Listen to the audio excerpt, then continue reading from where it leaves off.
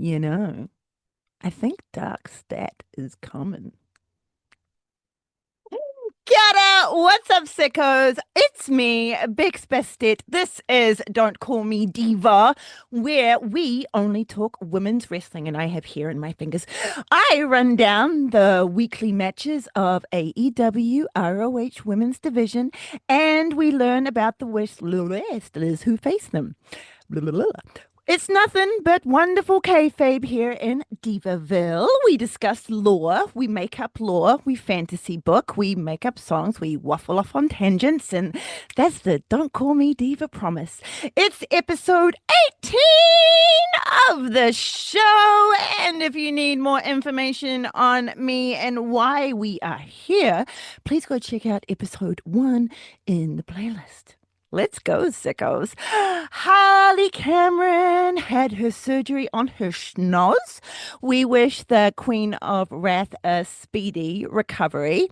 Do y'all remember, like, what was it, like 2 weeks ago or something, when a certain, like, someone who apparently has, like, his finger on the pulse, I don't know, according to him, everyone else knows he's not that on the pulse, was all like, no, Harley didn't break her nose. Like, that was all like nothing and stuff. Yeah, whatever, sir. You don't know shit. Right. And on that note, people, are you ready? Because we've got a spicy one today.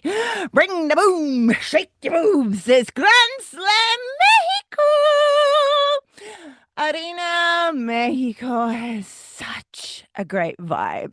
The crowd was super hot and seemed like they were having like the best time ever. The way the entrance was set up was in the style that I have seen in Triple R wrestling pay-per-views before. I am not 100% too sure if I have seen a CMLL pay-per-view before this one. Um, but they have this awesome thing where, like, they got all the Titantrons along the side, but it's in like two levels. And a nice stairwell is in the middle for like, I think it's like, I don't want to be rude, but I think it's like kind of like for, the more special wrestlers. Oh, there's such a, you guys know what the topper, the topping wrestlers, and like the mid card and card and all that kind of stuff like comes in from like this side. But it's freaking awesome. So like it's very very epic, and it's like a very very short little lamp, and then it's to the ring. And I have to say, all my theories about ramps straight to the ring in Don't Call Me Diva Law went completely out the window because like it hasn't even happened since I mentioned it. So hey, maybe I've like broken the curse. Hey, doing like, I was gonna say the Lord's work. Who's Lord? I don't know. Anyway, we're moving on. We slide into the show about 1 hour and 50 minutes with the CEO, TBS champion herself, Mercedes Monet. She is facing the CMLL World Women's Champion Zeus's. Zeus's is a Puerto Rican luchadora enmascarada, which I just learned is what they say when you have the mask on. Because at first I thought all lucha had masks, and that's what made them lucha. But no. She debuted in 2008 and wrestles Ruda, which is heel. She has been, sorry, a multi-champion with CMLL and their sister promotion in Japan, Reina.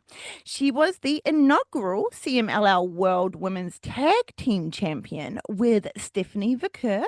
Stephanie Vicker had a wonderful match in AEW, and we were all like, oh, would it be wonderful she came to AEW, and it would have been wonderful she came to AEW, but she went over to the Wobbly Wobbly and she's having a wonderful time, so excellent. And they were also the inaugural Occidente Williams Women's Tag Team Champion. Jesus. Xerxes is currently in her second reign as the champion. Sorry, my brain just completely stopped there for a second. She is in her second reign as the Occidente Women's Tag Team Champions. Right, we're back on. We're back on. And with the team, with as the team, sorry, Las Infernales with Dark Silhouette. Why am I so shambled over that thing? Like sometimes my brain, I look into the lights and then it wipes my brain. Zeus's is putting her CMLL World's Women's Championship title on the line against Mercedes, but none of Mercedes' belts are up for grabs if Zeus's wins. Speaking of multi belts, CMLL has 31 active belts. So think on that the next time you think a certain promotion has too many belts. All right. I think AEW is doing quite fine with theirs compared to the 31 from CMLL. And now I will always hold them as like, compared to, although I wonder, there's got to be some other promotion that has more than 31. I'm going to have to look into that later. Zeus's faced YOSH in the second round of the Mae Young Classic. So you may remember that, but nothing more came out of that, unfortunately. That was her only match in WW Wobbly Wobble.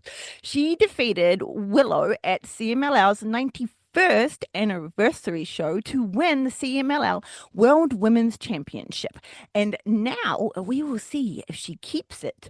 Zeus's has faced Mercedes Moné on AEW Telly before. She challenged Moné for her TBS champion just over a year ago. Obviously unsuccessful. She still, when was the last time that woman defended that belt? We can look into that last week, I think. Mercedes Moné's music hits in the whole Arena Mexico chant. CEO. Mercedes is in black and red with gold detailing. She's wearing a giant Mexican style hat with like this red fringing all around the brim. It's quite the moment. A long red coat, and her battle gear is Matador influenced.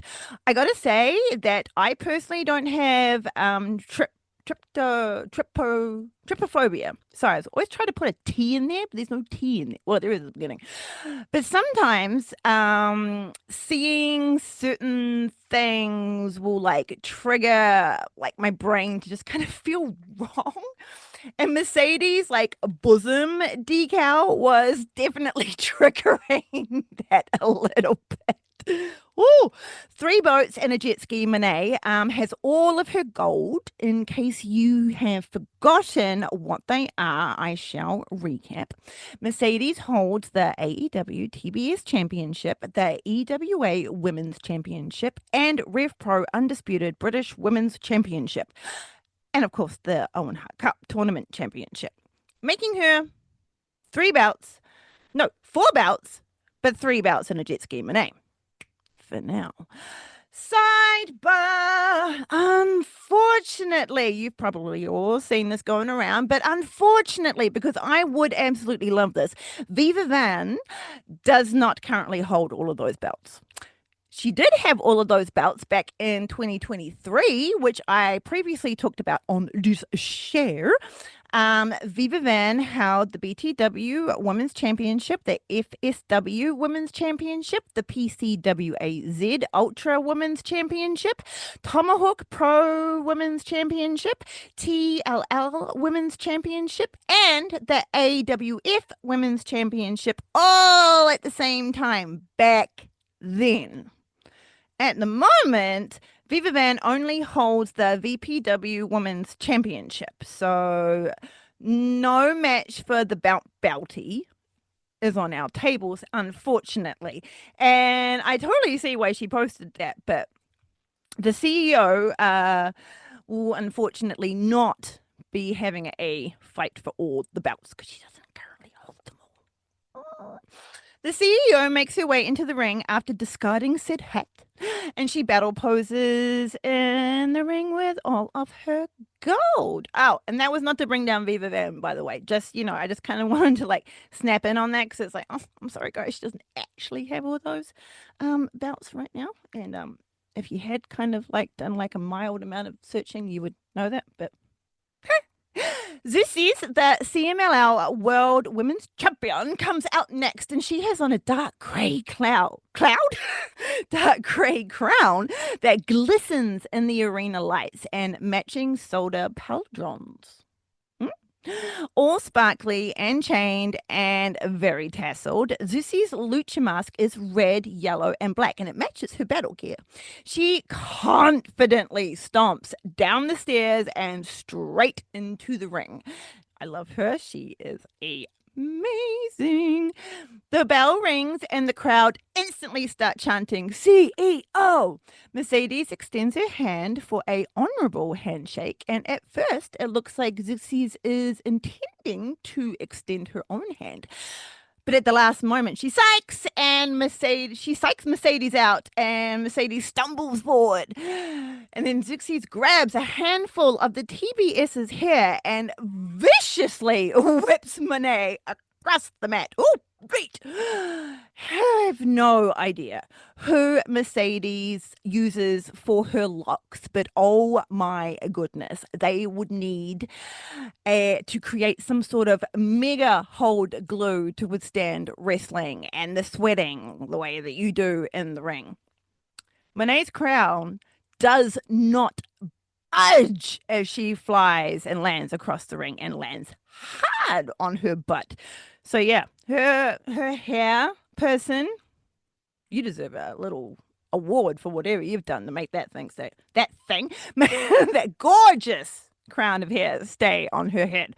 Zixis goes for a pin, which was probably more of a show of dominance than actual belief, because Monet kicked out at one. Mercedes tries to recover her stamina in the corner, but Zixis is up and on her, and she sends the CEO running into the opposite corner, and Monet hits the turnbuckles really hard.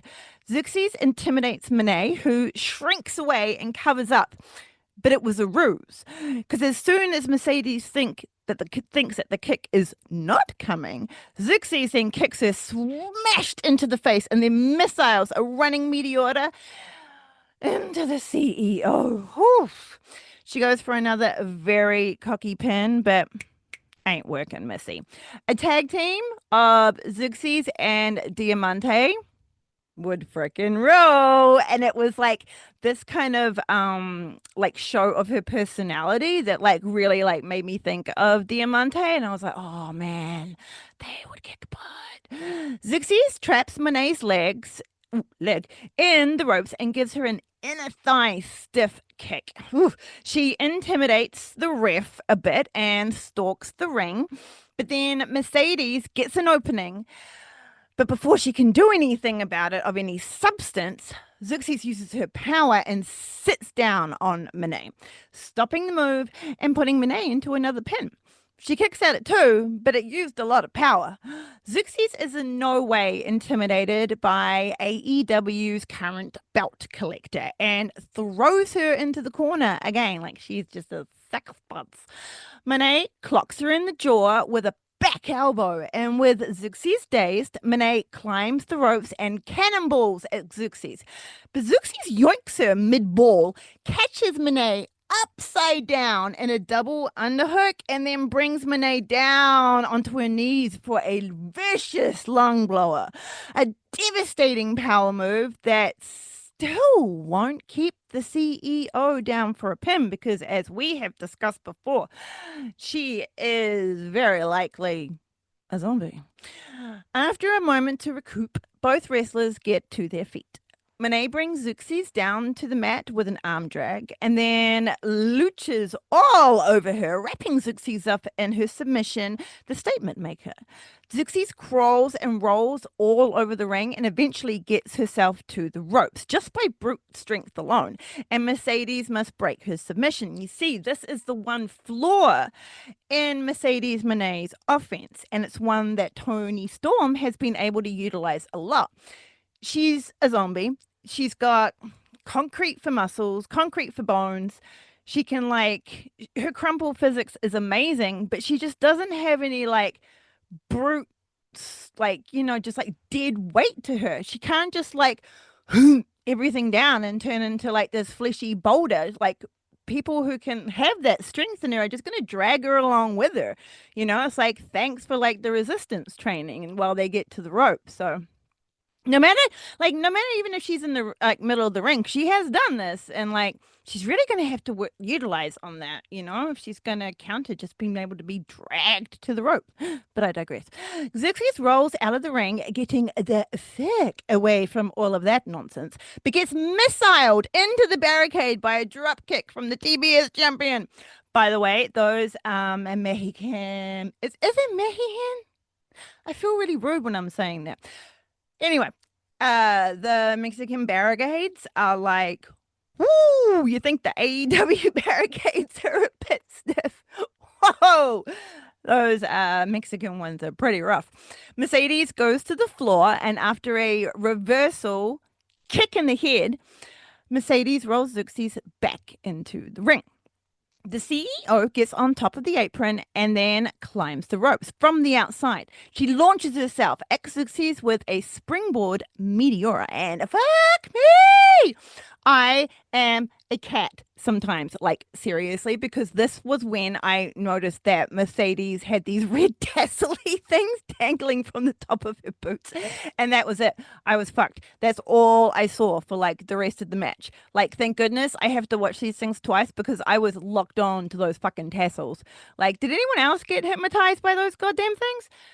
Oh my word. I tried. It took all my power to not be like, oh, look at them go. Mercedes goes for the pin, and Xerxes is pretty smooshed up, but still manages to power out at two. Both champions take a moment to gather themselves again and then quickly get back into work. Kick back to work. Xerxes manages to get the CEO down with a hurricane runner, and Mercedes rolls to the intended safety of the floor. Xerxes has plans, though, and in the ring, she lines up Mercedes for a tope suicida and dives through the ropes, taking Mercedes out. But Xerxes landed in what looked like, from the angle I saw on the tally, it looked like she landed like fully, like head smush, neck, and a spine shuddering crunch. Oh, I mean, I know like wrestlers are really good at like landing, and believe you me, I have been fooled before looking at you, Buddy Matthews. But yo, that looked rough. And I'll explain more on that later. Why Xerxes shakes it off and carries on, but if I may take a moment for real talk, that is when, she did not land an ideal way, not at all. And to be perfectly honest, I was super like concerned about her for the rest of the match, to be honest. I was like, shit, is she doing okay? Because there were some things, yeah, I mean, what the fuck do I know? But yeah, I was legit worried for Xerxes. Nothing has come up that I have seen as to whether or not she was actually like injured or not. So hopefully it was just purely, just gross looking and not actually like a severely injuring bump anyway. So yeah. Phew. Until Xerxes pulls. Oh, Monet is out, by the way. I forgot to mention that. She is out on the floor. Xerxes pulls her up and then she snaps into gear, she being Monet. She reverses and whips Xerxes into the barricade and then plants her there with a demolishing running meteor to the face.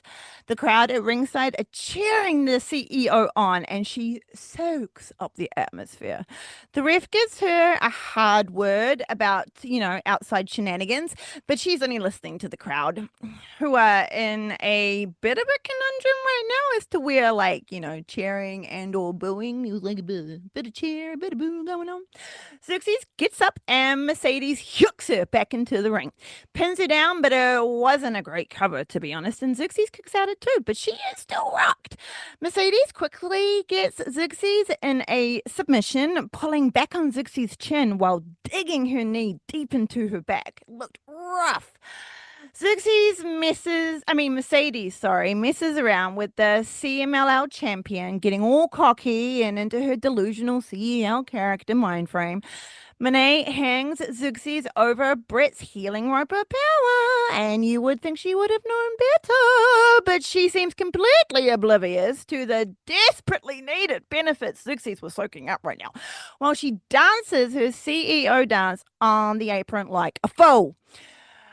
Mercedes clucks Zooxies in the face with a stiff knee, which wakes Zooxies up, and she quickly grabs Mercedes and whips her over in a rope-assisted power slam. And Monet lands hard on the apron and bounces off to the floor. Zixie is like, nah, ma'am, and goes to the floor, grabs Monet, rolls her back into the ring, and goes for the pin. It was an overly confident pin again, and Mercedes easily kicks out at 2. Zixie's, we need to talk about these pins, honey. Zixie's is almost at full power after that rope hang and hoists the CEO up onto his shoulders and slams her down to the mat with a beautiful Liger bomb. She holds her down for a pin, which is a bit better, but Mercedes is the zombie, Monet, and she kicks out at 2. To beat the CEO, it's my opinion that you're going to need to choke her out to get the 3. Okay, Timeless? Mercedes doesn't get up straight away, but neither does Zooxies. When she does, she brings Mercedes to her feet and whips her into the ropes, but Monet comes back at her quick, head scissors her, tilt-a-whirls all over Zooxies, and nails her in the back with a backstabber. It was beautiful. It's this time that the TBS's this is the time, sorry, for the TBS's champion to go for a lax pin, and Zooxies kicks out before 3. If she'd just bothered to do it properly, she may have won just then, but Monet is shocked, but a bit flustered, don't know why. Also, the red in her like black hair is like super satisfying to look at. I think it's more kind of like that reddish raspberryishness, but yeah, it was really good.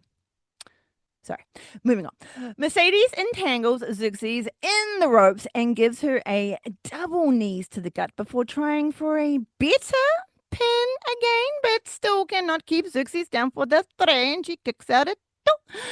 A reversal in that same corner gives Zooxies a moment to capture Monet and bring her crashing down to the mat with a lovely Spanish fly into another lax goddamn pin, and she only gets the 2. Woman, you're basically giving your belt away. Zooxies gets Monet up onto her shoulders, but Mercedes quickly turns it into a hurricane runner and then takes Zooxies down with another backstabber, turning it into the statement maker. The CMLL Women's World Champion engages power mode and pries the TBS's champion's hands apart. Keeping control of one hand, Zooxies manipulates Monet and gets her with one of her finishing moves called La Santa Maria, which is a beautiful pump handle half Nelson driver. She goes for the pin, doesn't hold Mercedes' shoulders down, and only gets that 2. Zooxies tries for another power move off the ropes, drags Mercedes over to the corner, slams her face first into the top turnbuckle, and then she climbs the ropes. Zooxies impressively gets Monet onto her shoulders, but in mid-air, Mercedes shifts her weight and counters Zooxies' move, landing on top of her in a body slam. Monet quickly grabs Zooxies' legs, puts her like all of her weight onto Zooxies' shoulders, and gets the freaking 3! 4 belts, 4 belts Monet is now 5 boats Monet, and her fleet of boats has a whole new member. Congratulations, Miss Monet. You will soon need your own butler to hold onto all that gold. Like, no shit though, she truly looks surprised at that one. And no shit though, I was also extremely surprised with that win. I was not prepared to give her one more boat this evening. But I had been thinking about it, right? Not that you have been wondering. I'm sure you've been wondering. Who hasn't been wondering? If she wins the world championship, like, that's not just a boat. That's a fucking yacht, right? A yacht. Is a yacht bigger than a boat? I guess it depends on how. No, you see, in my mind, these boats are just like leisure boats. You know, like party boats. You know, like dodgy things happen on these boats. But like yachts are like, oh, Jesus Christ. Imagine. There'll be no living with her after that.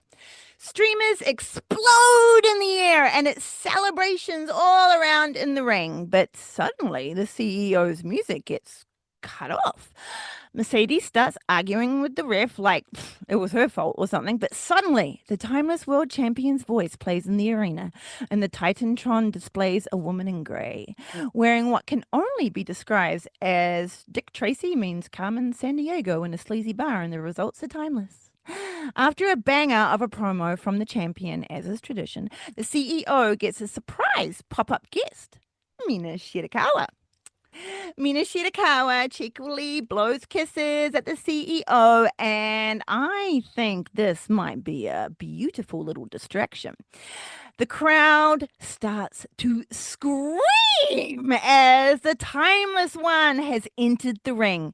But behind Monet, who has not noticed the gorgeous intruder behind her. No shit. Stony Tom's make Stony Tom Stony Tom Stony Tom Stony Tom. I only just realized that I called her Stony. I thought I was just fucking up the storm. Tony Storm's makeup in this look is impeccable, as you can see over there. Oh, and she looks absolutely beautiful. Tony leans in real close and takes a deep inhale of Mercedes Monet, who instantly gets chills down her back, and she shakes her head in terror, wanting to deny what was behind her, but it's useless. The timeless world champion locks her arms around Monet's waist and hits her over her head for a gorgeous suplex, and Monet crashes back down on the mat, the title belts exploding everywhere, and points to the AEW social media team for making that little like mix up of Sonic. So funny. Go look at it. It's hilarious. Tony Storm whips off the jacket and chases Monet out to the floor, around the ring, and then up the ramp. Tony captures Monet and almost plants her into the ramp with Storm Zero, but the hordes of ref intervene and Mercedes escapes, shuffling away from danger amongst the streamers, and she clings to a fan ringside for safety. Monet begs Tony to stop, and she genuinely looks afraid for like the first time ever. Remember what I said about Monet needing to be really careful about unleashing, Hollywood ending Tony? She brought this on herself. The champion takes a moment to celebratory floor dance amongst the streamers, and we fade out. Marina Shafir, whose back, I swear, is getting wider. Hot damn. She comes out with her Death Rider kin, but doesn't get involved much. Just kind of stalks around the ring until it's time to get the fuck out of there once everybody's favorite cowboy comes to play. And that was that. The gear Mercedes Monet wore for Grand Slam, she gifted to the head of CMLL with respect. We also want to say so happy for you to Sicko Fave, Beast Mortos, and the CEO, who officially came out and they're all loved up and it's super cute. So honto kawaii, hoti lindo. That's me trying to put Spanish in there. And that's it. Don't worry, sickos and non-sickos. TikToks and threads have been made about the lacking of women, especially Thunder Rosa, from Grand Slam, and hopefully TK is on the pulse with this as quickly as he was with the Mina theme song debacle, which still irks me, by the way. Moaning fucking Twitter twits. Anywho, it's time for Collision, and we are in Seattle. How you doing, Seattle? Thank you for taking the time out of your very important ice protesting schedule and stopping by AEW. You have excellent energy, and how could you not? AEW is racing towards All In, and in my opinion, this has been the hottest run-up to All In my recent memory. Looking back, I could probably see another, but this run, you just feel is like extra special. We get the Death Riders leader Moxley coming out to the ring, but we don't need to be here because for the first time in like forever, he doesn't come out with Marina. Instead, he comes out with fucking Yuta, but no briefcase. So good luck, AR Fox. Seattle seems to be on your side though, but we are out of here. We have a massive eight-man tag tonight. And first up, we get a promo from the team of Ty Thunder Rosa, and Queen Aminata. They are all highly confident and have their eyes set on their opponents. Ty is up for a round, is it two? Or would it even be three by now? Oh, no, two. Against Mega Bad. Thunder Rosa wants Athena's title, and Queen Aminata wants to go at it again with Tekla. Next, we have the dream team of the ROH World Champion, the Forever Champ, Athena, Tekla, the future AEW Tag Team Champions, Megabad, and I am in love with this team. If you've been watching the show, I don't even need to explain why, because y'all know me. I love the other team, of course. Of course. But this one has all the baddies in it, so like, I love them. Athena is taking the lead in this promo, which is no surprise at all. She has gathered this band of sexy bitches together so she can dish out some serious pain and have her time in the spotlight. It didn't go over well. But the wonderfully scary and crazy Athena walks off to stage left, and Penelope manages to stop Bane from clobbering the Ring of Honor World Champion as she left. I wonder if that's going to come up a bit later. Now, we get a promo recorded after the shenanigans at Grand Slam. The remarkable and comfortable brown suede, Renee Paquette, is getting the scoops, and even though the CEO calls herself 6 belts, Monet, 2 belts unified into one doth not maketh 2 individual belts. Okay? Once did not have a separate match there. I mean, one of them did not have a separate match, so therefore they count as one. Okay? You can't go calling yourself 6 belts, Monet, honey. No, not on my watch. I don't make the rules, except here. Here I definitely make the rules. So yeah, proclamation stated. All right, I'm on the pulse. The pulse is you got 5. Monet is mired, calls the world champion a bitch, and we fade back to the present, which has the lovely lady in white, Akadi Aura, who announces the next match, which is whose house? Skirt. Former world champion Swerve Strickland versus STP, accompanied by the infantry, Lee Moriarty, and the amazing Trish Adora. I am so glad that Trish Adora is back. She is so freaking cool, and this whole faction kicks ass.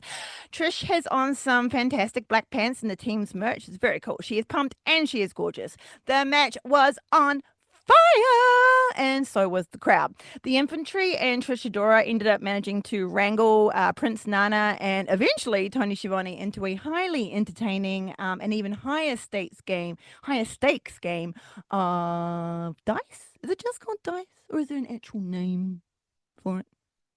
We're just gonna go dice. Brilliant match, highly recommended.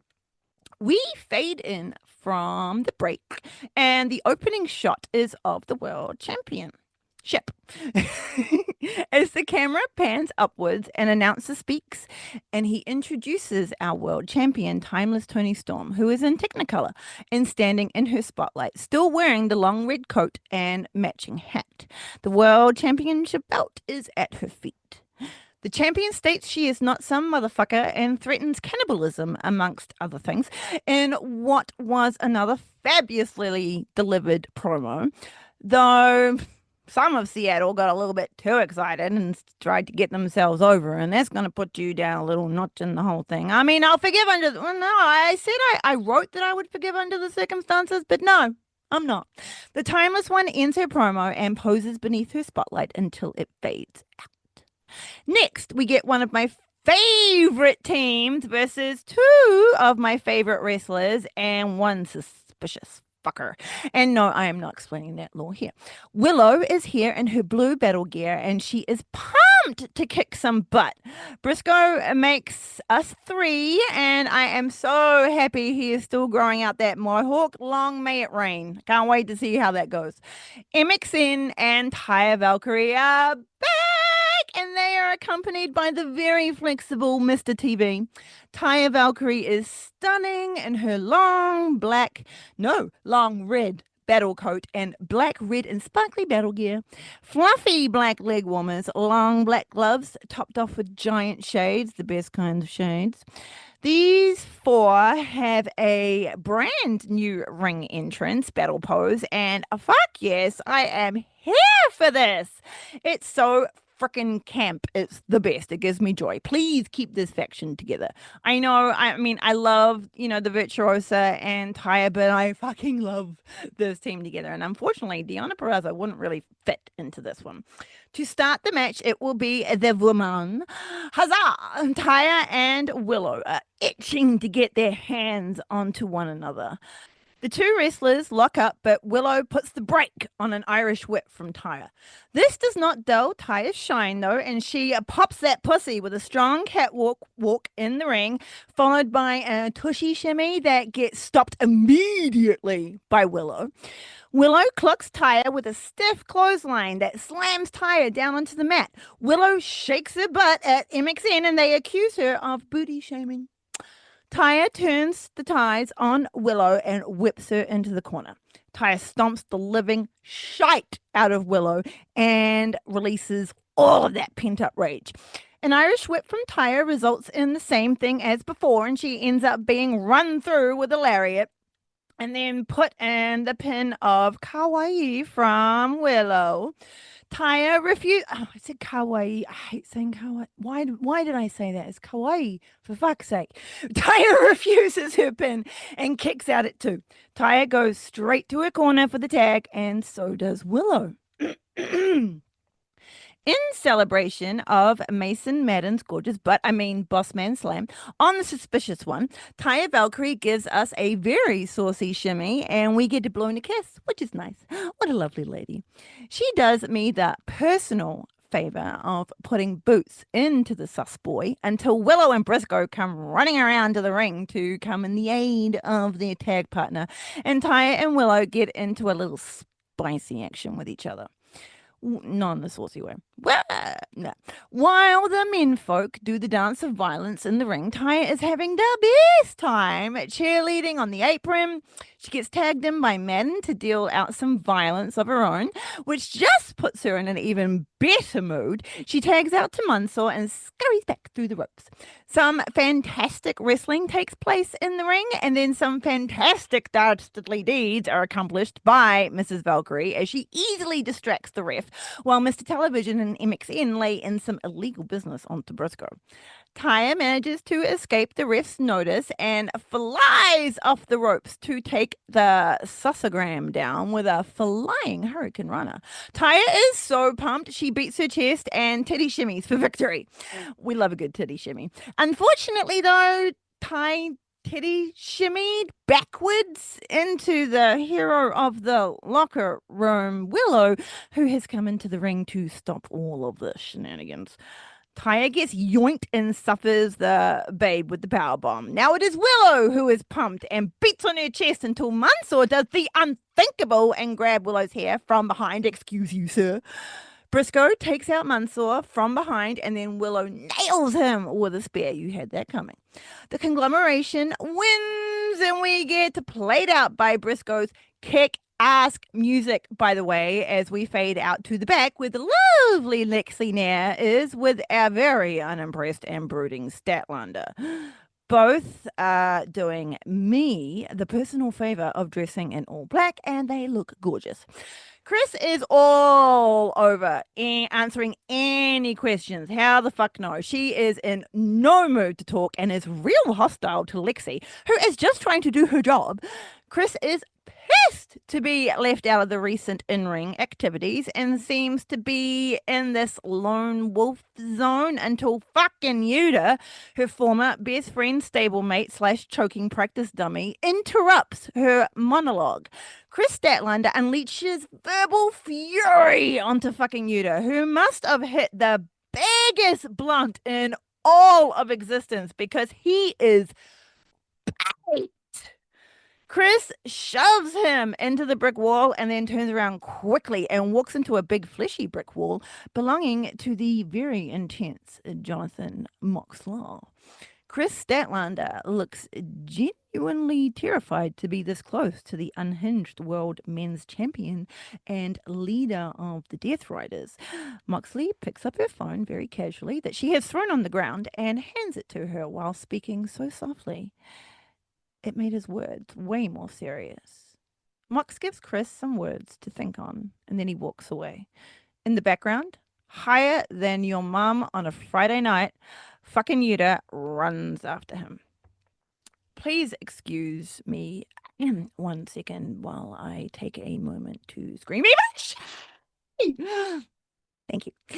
After a fabulous match of beautiful violence, the matriarch comes out with her patriarch, her son, and a kip. Mother Wayne has adorned herself in a classy but business sexy, all black with appropriate sparkles for wrestling outfit, which, if anything, confirms my delusional kayfabe lore that all of this has been a secret and the open nod to the fantastic work we do here at the Don't Call Me Divas studios. Thank you. I appreciate all you ladies. I see you. The father of the fatherless lectures the biggest bill and angriest apple and make a claim for the tag team championships. Who saw that fucking coming?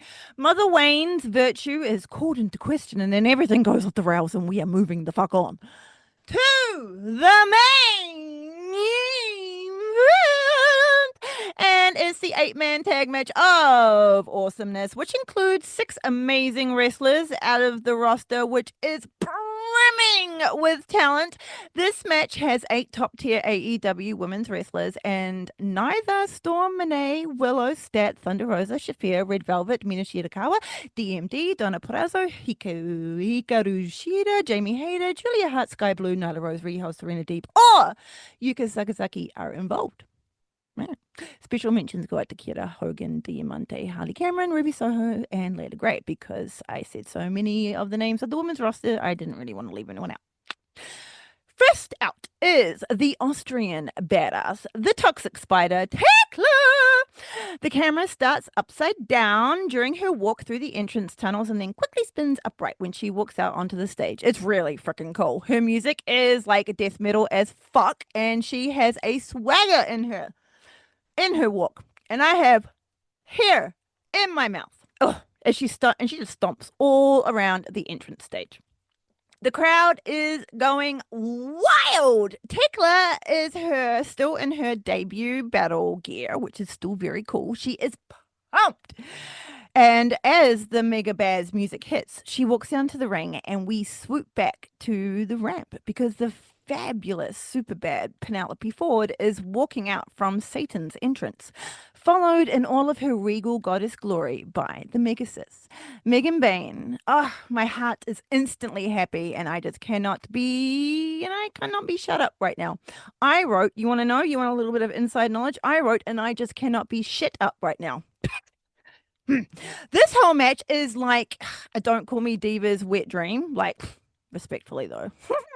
As Bane and Ford walk down to the ring, the guitars kick in, signifying the entrance of the Forever Champ, the Fallen Goddess, the Ring of Honor World Champion, Athena, accompanied by come dressed as an 80s wrestler in their downtime, Billy Starks. Sub Billy Starks. Athena is in all black battle gear, which actually turns out to be a jacket, and it glows a gorgeous purple and a one-shoulder pauldron, a new word I learnt for this show specifically that has randomly been needed twice. It's like the whole bustier thing all over again. The Forever Champ seems in a better mood since the last time we saw her. She has not brought the spinning belt with her, though, but she herself does spin on her way to the ring, and the color is back in her long black hair. Have I mentioned lately how much I've missed and love Athena? It seems like it's been forever. Next to come out is the Good Guys. TJ's music hits first. Anna comes out in her all black battle gear, fishnets and sparkles galore. Ty Mello has very intricate battle gear that I cannot really do any justice with like describing, so you just have to look it up yourself. Ty is beyond buzzed here, and unless she is going for that like super, super, super squeaky like baby face, Kylie Ray-esque type of character, I really want her to stop doing the whole like she comes out into the ring, right? And she does it's like this perfect little like preppy little like I'm just so happy to be here. Wavy, wavy, wavy, wavy, wavy, wavy. And I mean, okay, I'm picking. I'm being really picky. But like I just don't think it suits the vibe of what you should be doing when you first kind of come out, especially compared to like Anna Jay. Like you can really see the difference of experience when it's like a really simple thing. Bing, it's just come to me. I don't like it because it seems a little rookie. Next is the hip shaking, pelvis grinding beats of Queen Aminata's music. And this is why I completely took out AEW from my favorite entrance music when I did the past Shoot Style Sessions episode, and just stuck to the nostalgia ones because I would never have been able to choose a top five because AEW literally has the best entrance music beyond a shadow of a doubt. Go watch that episode, by the way. It was a lot of fun. Episode 17 of the Shoot Style Sessions. Go watch that. It was a lot of fun. But yeah, like literally, like it would be a lot more quicker for me to probably name the like themes that I don't like in AEW than to like list off all the ones that I do. Fucking cool ones. Queen Aminata is in her lavender battle gear and has a massive smile on her face. I think she is really looking forward to locking up with Tekla again. Thunder's music, Thunder Rosa's music hits, and people, it has been tweaked with again, but do not worry, I actually love it. I'm not gonna lie. I do love her brutal theme, but this one is still brutal, but it has some like flavor in it, and it really fits Thunder Rosa a lot more now.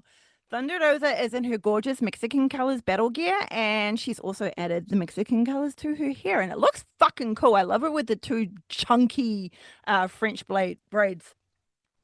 The four wrestlers go into the ring as a team and face off with the opposing wrestlers. Athena cracks Thunder Rosa in the face, and that starts an all-out brawl that ends up on the floor. Only Penelope and Queen Aminata remain in the ring, and they haven't even touched each other yet. They have definitely been talking shit, though, and start to get in each other's face. Queen Aminata shoves forward, Penelope shoves the one and only back, and before she can retaliate, Ford hammers forearms into Queen Aminata's chest. Penelope takes Queen Aminata down with a wheelbarrow into a rollover that was almost a DDT, but the Queen tucks her head at the last possible moment. Queen Aminata takes a moment to recover, but gets dealt more damage via a stiff dropkick from my girl Penelope. Penelope engages power mode and hefts Queen Aminata onto her shoulders, but Queen Aminata engages kicky feet and gets out of it. Snapmares Penelope to the mat and then delivers chocolate kisses to Ford's face. Megan Bain has noticed what is going on and is having none of it. She comes into the ring, straddles Queen Aminata, excuse you, deadlifts her, and then side slams the one and only to the mat. Queen Aminata was taken completely off guard and couldn't do a damn thing to stop it. Ford rolls to the ropes to recover. Queen Aminata is in a similar situation. Ty J comes into the ring from out of nowhere and dual super kicks the Megasis in the face. Megan Bain rolls back out of the ring and Anna J follows her. Ty Mello gets a ferocious tackler who runs a forearm through her and sends Ty Mello out of the ring, and they continue to fight on the outside. Thunder Rosa has gotten herself to her team's corner on the apron, but Athena has violent plans and has also taken her off the top. Oh, and has also taken off her top layer of battle gear, revealing that she is actually in blue and lime green battle gear. Thunder Rosa blocks and counters Athena's attempt at a suplex, but is also denied herself by Athena blocking the move and grabbing the ropes. Queen Amanada and Penelope Ford have recovered and gotten to their feet. Queen Amanada knocks Athena off the apron with a forearm to the side of her face, and Penelope takes out Thunder Rosa in the same way. I thought they were planning on wrestling each other, but instead they were egging each other on to do a much more dangerous thing, and both women go to the top ropes. There are two enticing groups of wrestlers facing each other on the floor just below them, and as if daring one another to do it, they look over at each other and synchronize dive into the pool that is the bodies. They both land perfectly on target and on their feet because they are super badass women who kick butt and look fabulous doing it. Penelope grabs Queen Amanada by the back of the head and runs her face into the ring post. Ow. Penelope and Bane get into the ring with Queen Amanada. Megan takes her into the corner and repeatedly shoulder tackles Queen Amanada in the gut and then chops her in the chest, planting her there for what I think is the best handspring back elbow in the biz, which is done by Miss Penelope Ford. Fuck yeah. And that's just not because of my massive bias. I literally rewound this 3 times, like maybe 4 times, because it was just so perfect. You do that so well, madame. Penelope tags out to Athena, and the Forever Champ does her perfect handspring elbow herself. Before throwing Queen Amanada to Bane, who still hasn't left the ring, the Megasis sends Amanada flying over her head and crashing to the mat with a fisherman suplex. Megan Bane finally exits the ring, and now it's just Queen Amanada and Athena. Athena mounts the queen and rains down fists. The ref tries to get Athena to stop it with the closed fist, but he soon learns his place when he gets a vicious tongue lashing from the ROH World Champion. Queen Amanada sees an opening and clucks the Forever Champ in the jaw and takes her off of her feet. Queen Amanada tags out to Jay, and Jay rushes in to take advantage of the dazed Athena. Anna Jay manages to gain control and lands a couple of good kicks onto the Forever Champ. Jay brings Athena into the middle of the ring and sets her up for a suplex. Tekla has seen enough and comes into the ring to block the suplex. As Tekla and Athena set up Jay for a double suplex, Thunder Rosa runs in to help out her teammate. But as soon as Penelope sees what's happening, she too runs into the ring, and we currently have a 3-on-2 suplex going on in the heel's advantage. Ty comes in to even out the odds, and we have like a small rugby 7 scrum going on. Literally the one and only time you will hear me reference like anything rugby, because it was just a perfect descriptor. And like as an alternative Kiwi, I purposely snub our rugby obsession because it's an obsession. It's insane. It's insane. Like literally things that people will probably, maybe not. They'll probably just say hobbits. Anyway, Megan Bane makes up the 4th on her side, and Queen Amanada has recovered enough stamina to match her.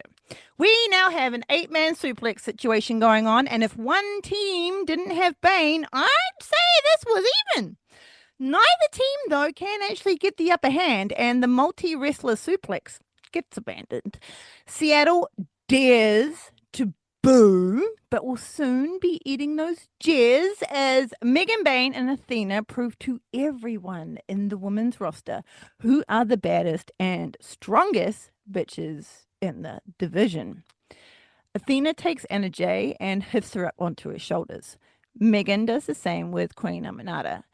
Ty runs at Bane, trying to body splash her off her feet, and we all know that won't work.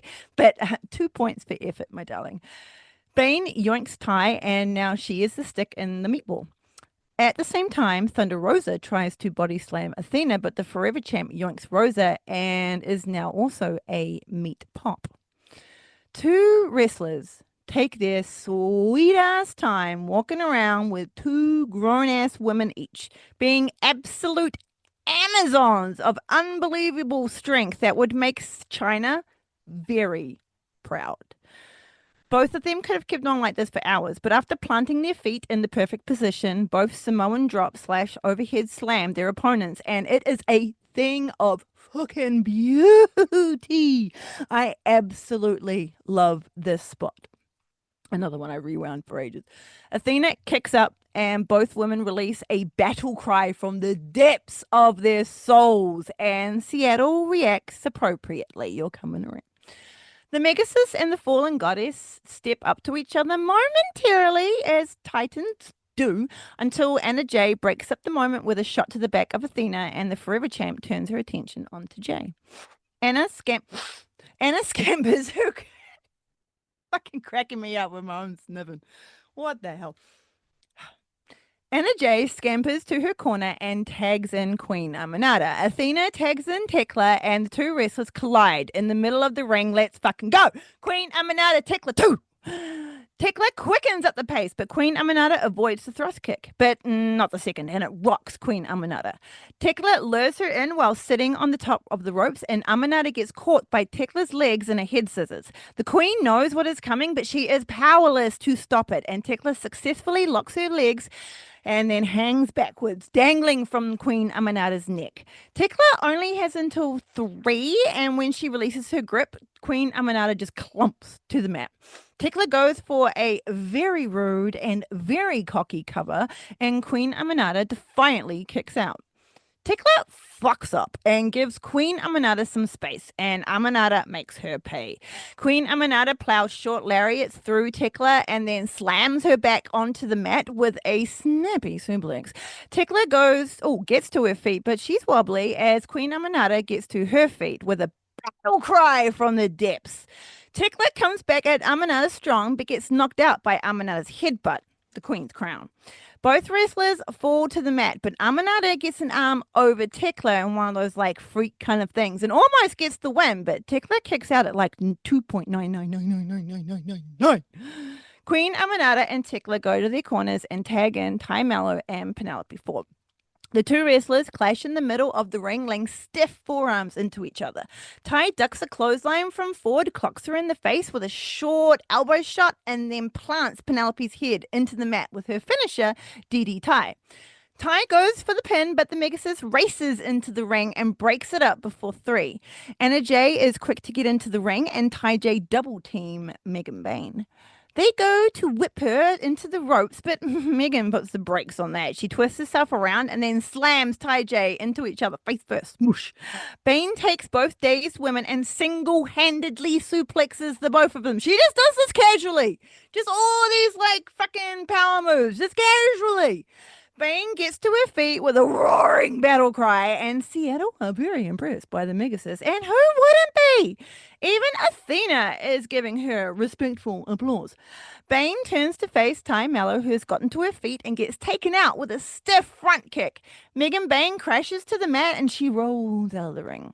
Ty crawls to her corner and tags in Thunder Rosa. Penelope gets to hers and tags in Athena. Athena and Thunder chop the shite out of each other in the middle of the ring. Chops turn into forearms, and eventually Thunder gets through Athena's defenses and lays in stiff forearms and chops to the Forever Champ. But Athena comes back with the kicks that knock Thunder Rosa off of her feet. Another battle cry unleashes from Athena, but the Irish whip to Thunder backfires as Thunder Rosa takes Athena out with a shotgun dropkick that sends the Forever Champion to the corner to recover. But Thunder lines her up and slams into the back of Athena, captures her head, and then brings the Ring of Honor World Champion down to the mat via a reverse neck breaker. Thunder Rosa battle cries, "It's Thunder Town, baby!" and running missiles herself straight through Athena's face. Thunder Rosa drags the Forever Champ by the leg to the middle of the ring and goes for the pin, but Penelope quickly runs in to break that shit up. Penelope matrix under Thunder's clothesline and then yoinks her in a gorgeous cutter. You have a wonderful cutter, my dear. Ty comes in and gives Ford a package pile driver and then yells at Seattle to get behind her. Across the ring stands Bain. Both wrestlers run at each other, but Bain takes flight and plows through Ty with her flying lariat, which she still hasn't named. Anna Jay comes in and attacks Bain, who hoists her up onto her shoulders. Anna engages Kicky Feet and plants Megan into the mat with a lovely DDT. Tekla quickly gets into the ring and right in front of Jay twists her body into spider mode and spider walks into her spear and missiles her entire self through Jay. Queen Aminata sees an opening, steps through the ropes and nails Tekla with a quick and sharp swinging net breaker. Tekla rolls out of the ring, and Aminata turns her attention onto Athena, who has come into the ring behind her. I think and Jay illegal wrestlers, but I could be wrong. Queen tries to pump kick, but Athena blocks it. She catches her leg and then beautifully transitions into a tombstone in a way that I have never seen anyone do before. It was a thing of beauty. So Queen Naminata, as you know, is very tall, and Athena is, I think she's like my height is, one of my like 5'6" or something. I think she might be slightly, I don't know, but she's a little, madam. Julia Roberts getting into the word. But so when Queen Aminata like goes to do this kick, Athena catches it really, really high, and she manages to really easily just put it over her shoulder. And then she just manipulates the queen's entire body into like a tombstone position. It's freaking amazing. Like, no lies, I love every wrestler in this match, but Athena is one of the most talented and powerful wrestlers in the whole damn world right now. Unfortunately, during beast mode, Thunder Rosa comes in and takes Athena by surprise and hoists her up onto her shoulders, spins around, and then slams the Forever Champ to the mat with a Death Valley driver. And this is where Billy steps in. You've forgotten about Billy and her little bum bag? Seeing that her boss is in trouble of being pinned, Starks gets up onto the apron to distract the ref, and it works a treat. During the chaos, Red Velvet has snuck in ringside. She slides the Ring of Honor World Championship into the ring with Thunder Rosa's back to her, yelling at the ref to turn around. Athena nails Thunder in the back of the head, and she falls to the mat. Athena pins her, and then the ref finally turns around, not listening to Thunder at all, but now finally turning around, and Athena gets the win. At the bottom of the screen, you can see like a red velvet, like scaring your way into the back, like red velvet running away just far enough though to not cause too much suspicion. But you know these refs, fucking blinkers. This is very interesting, this whole red velvet thing. We end collision with bodies everywhere. Mega Bad real curious as to what just went down with the whole Red Velvet Athena thing, but in the end, they just leave them to do whatever it is. Athena exits the ring and joins Red Velvet. Billy Starks follows, and the three of them stand strong as we fade off to the air. Where did this come from? Where did this Red Velvet? I won't say alliance, but what? I didn't realize she was a gun for hire. If I'd known that, I would have hired Red Velvet to do things for me. What is going on here? I need answers, women. Snappy. It was a great collision. That 8-man tag was freaking brilliant. So goddamn good. More of that, please. We don't always need like the chaos of an 8-person tag, but we can have a couple of trios, a couple of taggy waggies, some more little like single woos and all that kind of shit and all those other strange words that are just coming out of my mouth. Ring of Honor and CMLL had a 2.5-hour show down in Mexico at Arena Mexico. Red Velvet faced Persephone in a hard-hitting match that Persephone ended up winning with a gorgeous avalanche powerbomb. Isn't this gorgeous? Just look at that. Oh, that fucking promo was beautiful. She won with the gorgeous avalanche powerbomb. Lucky for Velvet, it wasn't for her Ring of Honor title though. On Honor Club, we had Deonna Purrazzo. Woo! Yay! She comes out in all of her regal goodness. There is something very distinguished about Deonna that really sets her apart from the other wrestlers in the division. We have spoken about the 17-year vet, Marty Bell, who she is facing, and she is still the current Emerge Women's Champion. This match is also a pure rules match. Deonna starts off strong and dominates Bell, but Marty gives her a good fight and counters some of Deonna's technical offense.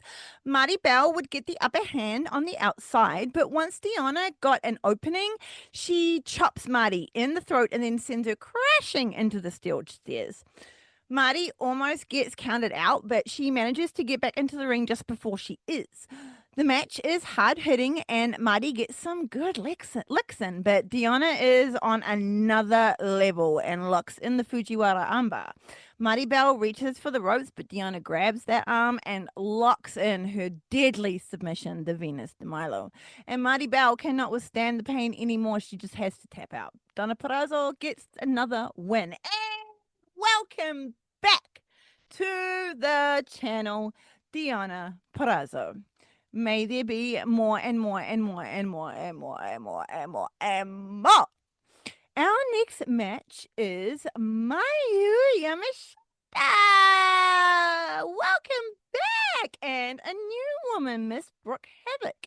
We haven't talked about Brooke Havoc before, so let's learn a little bit about her. Brooke Havoc is Brooke Havoc. I'm already getting her name wrong. Brooke Havoc is from Morgan Hill, California, and has been in the wrestling biz for a mere 4 years. And she was trained at the Nightmare Factory. She is the current Pride Style New Wave champion and the FX Princess of Pride champion. Good on her. A very respectful handshake of honor is exchanged between the two wrestlers, and they engage in a beautiful dance of violence. Brooke Havoc right royally fucks up by battle posing after a successful mood, and Mayu makes her pay with a lot of pain. It's what Brooke needed, though, to activate, and she catches Mayu off guard, almost knocking her out with a Superman punch. But it will be Mayu who wins after she kicks Havoc's head off, and she will get the 1 and the 2 and the 3, and we are out of here, people. More Mayu on television as well. Thank you very much. And Brooke Havoc, she did good. She did very good. I was very impressed. 4 years. Really wouldn't have known she'd only been wrestling for 4 years. Hell no. I would have put at least like maybe 2 more onto that. Or like a 4 year, like, not to like stardom level, not to be rude, but you know what I mean. She was sitting there saying, Bex, have I ever known what you mean when you say that? And I'm like, yeah. CMLL and New Japan Pro Wrestling had their Fantastica Mania in Mexico, and AEW were invited to join. This is a long-standing pay-per-view between the two companies that have gone on for ages. Red Velvet faced Kira, and she was the victor. La Haroshita defeated Thunder Rosa, though. Mercedes Moné defended her newly won CMLL World's title against Don't Call Me Diva Fave, La Catarina. Mercedes defeated La Catarina in just under 13 minutes. The arena was packed and the crowd was hot. So cool seeing such iconic promotions working together, putting on an amazing show. And I know this won't be the end. Things got started with Forbidden Door, and they're just like carrying on. Oh, it's so good. I'm so proud of. Well, proud isn't the right word. No, proud is like the wrong word because like I don't have any personal like connections to it. But like I'm so happy as a wrestling fan, especially a women's wrestling fan, that there are now going to be more women being utilized in all these different ways. I mean, bring it on. Now, as we come to the end of the rundown of our wonderful shows, we are going to move into this little lovely segment where I would really like to talk about the wonderful Nyla Rose. I, as you all know, was meant to do that last week, but then I got all distracted by researching this tag team tournament thing that I had forgotten about and then remembered halfway through during the show. So I was always intended, okay, so we do that, and then next week we will talk about the wonderful Nyla Rose, because it's Pride and all of that wonderful things. But just because I miss her so fucking much, and I'm a massive fan of Nyla Rose, always freaking have been. She's baddie, she's hilarious, and she's strong as fuck. Like, what is there not to love? I miss Nyla Rose. I hate that she hasn't been on AEW or even ROH television since the obvious bullshit. Though she did wrestle at an online stream very recently done by Marvelous. That's by Marvelous, sorry. That's Women Pro Wrestling, and defeated Sora Ayame. Marvelous, that's Women Pro Wrestling. That is actually the name. I understand it is a very, very, very real worry that she could be in danger touring the country, going into different states and doing shows. But it still pisses me off for like multiple reasons. I feel like that should be her decision. And I mean, what I'm now just rabbiting on like it wasn't her decision, but because and like just because I'm just like that should be her freaking decision, right? I mean, I understand from like an employer's point of view, but there is no pussyfooting around it. Okay, trans women are real women, and if you don't think that's valid, then you don't know jack shit about biology and just should shut the fuck up. Transgendered people have existed since the dawn of time, and you turning around and just waffling off into the ether that that's wrong does not make it right. I'm sorry. Nyla Rose is First Nations as well as being Black American, another highly at risk group of people, and her representation on the tally means so much to so many people. Ugh. It also must suck having like just your average, like just living life being like a political fucking thing to worry about. Like, what the fuck, right? I remember reading a post by her once. It was a post on, I think, the Twitbird thing. Someone commented asking why she wasn't on the poster for an up and coming Washington, D.C. event poster because that's her hometown. She replied to that post by saying uh, that too many mean comments are written on posts when she is in the promo poster. People just suck. And that was before all of this. So I've mentioned this before, but her wife makes all of her gear, and I just love that. She is talented, powerful, intimidating, freaking hilarious, and the second AEW Women's World Champion. She had Vicky Guerrero as her manager for a time, which was a brilliant pairing, and they called themselves the Vicious Vixens. It was so fucking cool. They did themselves a bikini shoot on the beach and had that as a t-shirt, and it was the most like what and also awesome thing at the same time. Just because I never thought I'd see Vicky Guerrero on a t-shirt and a bikini. The things you see. Nyla won the first ever casino battle royale in AEW and is the first openly transgender wrestler to ever sign with a major promotion. Um, on the subject of casino battle royales, the men's, but also women's casino battle royale has been announced for all in Texas. Yay!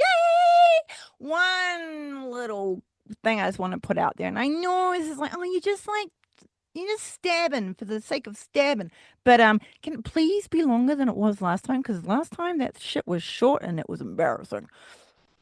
The crusty, bigoted, absolutely evil Oklahoma State Athletic Commission unanimously voted to warn AEW not to do this again and there will be punitive action made against them if they do.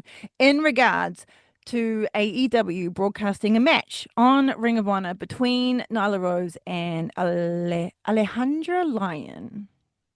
Why? TK responded to questions by the media after this came out with, I don't know, quote, I don't know why there should be discrimination against transgendered wrestlers or transgendered people at all. Khan said they have rights, and to that I absolutely stand by Nyla Rose. If everybody in the locker room can embrace Nyla, I would hope that the Oklahoma State Athletic Commission could do the same, but fuck them. The Oklahoma State Athletic Commission refused to comment to the press. Not going to stand up for the bullshit bigotry that they put out there. Boo, Oklahoma, boo. Nyla, you are already on like the shit on like the thing, and I'm sorry, I know it's not potentially like your like individual fault, but boo it, boo Oklahoma. Nyla co-wrote a Marvel comic. No, why am I messing that up? Nyla co-wrote a Marvel comic called The Giant Size X-Men. Thunderbird #1. She appears on many backstage AEW vlogs from the past and also some toy hunting vlogs. She is a big nerd. Nyla Rose had two excellent matches. One of them was against Hikaru Shida, and her match against Athena in Ring of Honor was an absolute banger. Go check those out. Nyla Rose is currently in her 12th year of wrestling, and in those 12 years, she has won multiple championships. Nyla Rose has been the CP Women's Champion 3 times, WOW Women's Champion twice, the UPWA Women's Champion, the WDWA West Virginia Champion, the AEW Women's World Champion, and the RWR Vixens Champion. Also, her online feud with Serpentico is one of my favorite things ever. That just like appeared out of nowhere, eh? See, that's what I'm talking about, right? She is so smart. She's such a smart woman, and I miss her very, very much. Love you, Nyla Rose. Hopefully we can see you again, but I do understand could be a bit dangerous right now. But viva la revolution! Woo! So, what are your thoughts on this week's discussions, my lovely sickos? If you wish, you can leave them as comments in the appropriate section